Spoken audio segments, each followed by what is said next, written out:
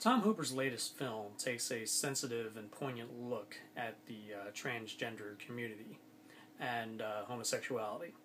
The film, The Danish Girl, is based on the novel of the same name by David Ebersoff.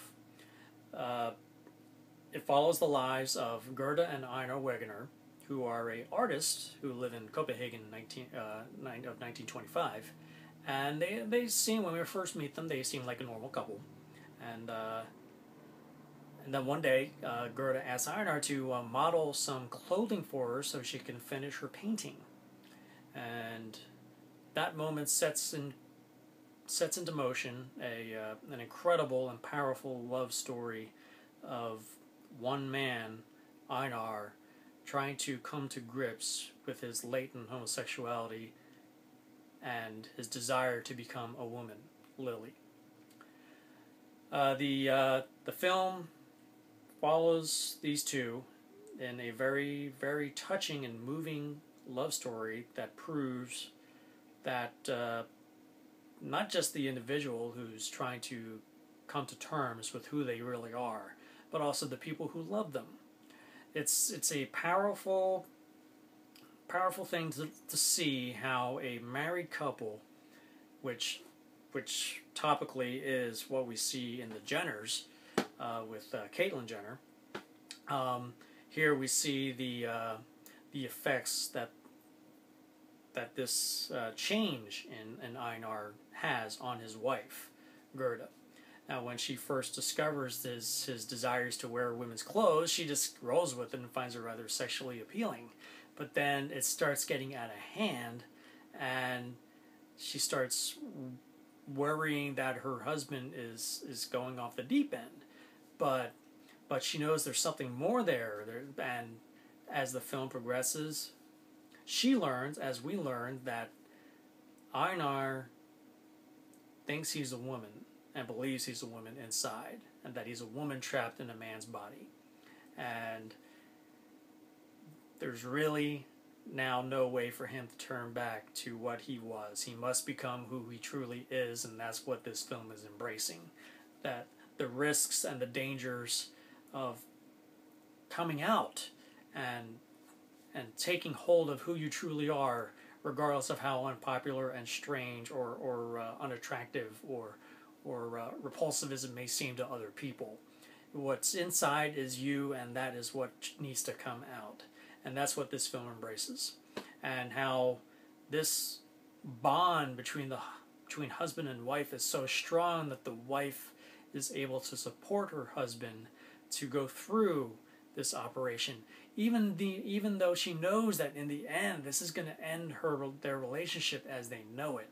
She loves him so much that she's willing to go that far for him. Now, the film features two outstanding nomination-worthy performances by Eddie Redmayne as Einar's Lily and Alicia Vikander as Gerda. Now, right now, as it stands, you might as well just give Redmayne the Oscar. He is running and gunning to be the third actor to have won back-to-back lead actor awards at the Oscars. And right now, I don't see anybody else getting in his way. He is so incredibly convincing as a man trapped in a woman's body that when he becomes a woman, dresses as a woman, you totally buy the fact that he is a woman. And it's a phenomenal, transformative performance, and it should come as no surprise that he's able to pull this off. With the misstep of Jupiter Ascending, this will make you forget that, and you really realize that Redmayne is a great actor. And not to be outdone is Alicia Vikander, who plays his wife, and she is just as strong. There are moments that are heart-wrenching, and she doesn't even have to say a word. You can see it in her eyes, the way her face, the way the tears are coming out of her eyes.